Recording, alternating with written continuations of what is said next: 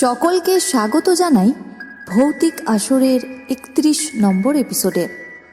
আমি দীপান্বিতা, আপনাদের সাথে সাউন্ড ও গ্রাফিক্সে রয়েছে রনি।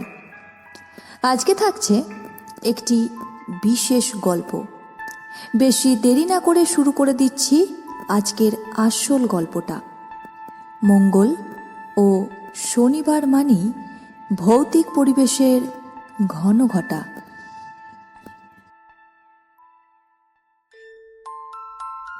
যদি কোনোদিন গভীর রাতে তুমি ওই রাস্তা দিয়ে যাও আর যদি কেউ তোমাকে ডাকে, পিছনে তাকিও না, কারণ সে আর কেউ নয়, সে হলো অপূর্ণ লগ্নের কোণে। আজকের গল্পের নাম অপূর্ণ লগ্নের কোণে। গ্রামের নাম কাশীপুর। চারিদিকে বিশাল বটগাছ, সরু কাঁচা রাস্তা আর অদ্ভুত এক চাপা নীরবতা। দিনের আলোয় সবকিছু স্বাভাবিক, কিন্তু সূর্য ডোবার পরই যেন গ্রামটা অন্য কিছুতে পরিণত হয়।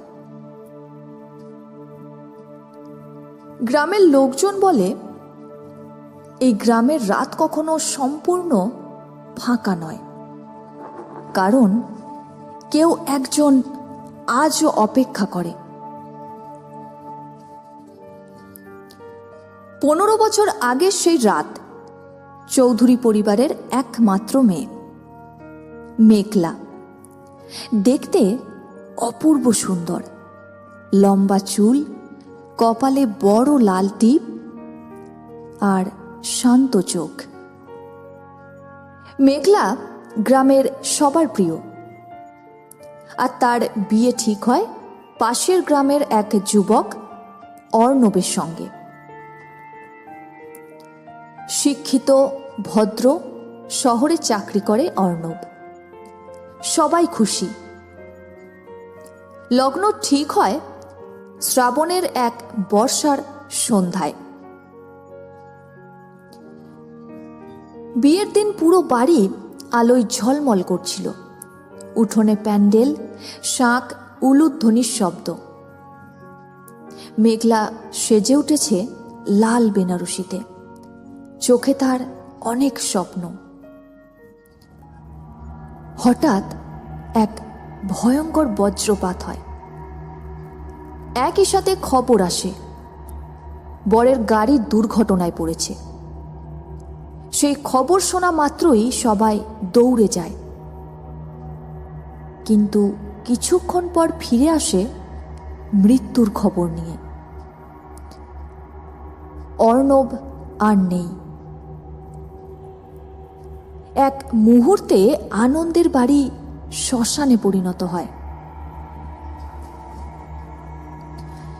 এই খবরটা শুনে মেঘলা কোনো কান্না করেনি, শুধু ফাঁকা চোখে তাকিয়েছিল। মাঝরাতে সে চুপচাপ ঘর থেকে বেরিয়ে যায়। তার গায়ে তখনও লাল বেনারসি, মাথায় ঘোমটা, যেন সে এখনো কোণে। তাকে এক কাজের মেয়ে দেখেছিল, কিন্তু তাকে থামায়নি, কারণ কেউ বুঝতেই পারেনি ওই রাতটা মেঘলার জীবনের শেষ রাত। পরের দিন মেঘলাকে কোথাও খুঁজে পাওয়া গেল না। শেষে বিকেলে গ্রামের পেছনের পুরনো পুকুরে তার নিথর দেহ ভেসে উঠল। কিন্তু সবচেয়ে ভয়ঙ্কর ছিল তার মুখে একটা অদ্ভুত হাসি, যেন সে এখনো কারোর জন্যে অপেক্ষা করছে। ঠিক তার কিছুদিন পর থেকেই রাত হলেই রাস্তার পাশে দেখা যেতে লাগলো একটা মেয়ে, লাল বেনারসি, মাথায় ঘোমটা, চুপচাপ দাঁড়িয়ে থাকে। কেউ কাছে গেলে হঠাৎ অদৃশ্য হয়ে যায়। গ্রামের এক বৃদ্ধ বলেছিল ওটা মেঘলা, অপূর্ণ লগ্নের কোণে। তার বিয়ে হয়নি, তাই সে এখনো অপেক্ষা করছে।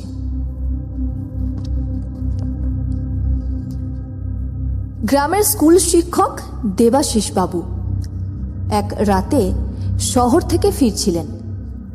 সময় রাত 12:30। হঠাৎ তিনি দেখলেন রাস্তার পাশে একটা কোণে দাঁড়িয়ে আছে। তিনি কাছে গিয়ে বললেন, মা, এত রাতে এখানে কেন? মেয়েটা ধীরে মাথা তুলল। তার মুখ অস্বাভাবিক ফ্যাকাশে, তার চোখ দুটো অদ্ভুতভাবে জ্বলছে। সে আস্তে করে বলল, আপনি কি আমার বরকে দেখেছেন? দেবাশিস বাবুর গা ঠান্ডা হয়ে গেল। মেয়েটা আবার বলল, আজ তো আমার বিয়ে ছিল, সবাই কোথায় গেল? হঠাৎ চারপাশে বরফ শীতল হাওয়া, আর এক মুহূর্তে সে অদৃশ্য। ঠিক তার পরের দিন থেকেই দেবাশিস বাবু অসুস্থ হয়ে পড়েন। কয়েক বছর পর এক যুবক রাহুল, সে বাজি ধরল ভূত বলে কিছু নেই। তাই সে রাতে একাই বের হলো। সময় রাত 1টা। হঠাৎ সামনে লাল বেনারসি পরা সেই মেয়ে। তাকে দেখে রাহুল হাসল। সে বলল, তুমি কে? নাটক করছো? মেয়েটা ধীরে তাকালো। তার চোখ পুরো সাদা। সে বলল, তুমি কি আমার বর? রাহুলের বুক কেঁপে উঠল। সে দৌড়াতে শুরু করল, কিন্তু যতই দৌড়ায় তার মনে হয় কেউ তার ঠিক পেছনে হাঁটছে। তারপরই একটা ঠান্ডা কণ্ঠ বলছে, আমার লগ্ন ভেঙে গেছে, তুমি কি আমাকে বিয়ে করবে?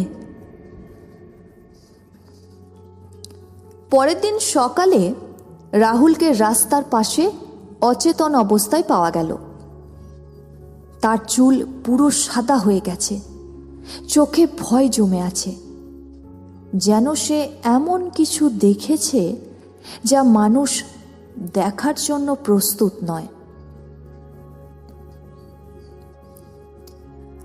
আজও কাশীপুর গ্রামের সেই রাস্তায় মাঝরাতে মাঝে মাঝে দেখা যায় একটা কোণে দাঁড়িয়ে আছে, লাল বেনারসি, মাথায় ঘোমটা।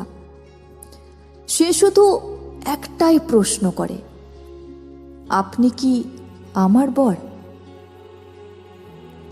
আর যদি কেউ থেমে যায় তাহলে সে আর কখনো আগের মতো থাকে না।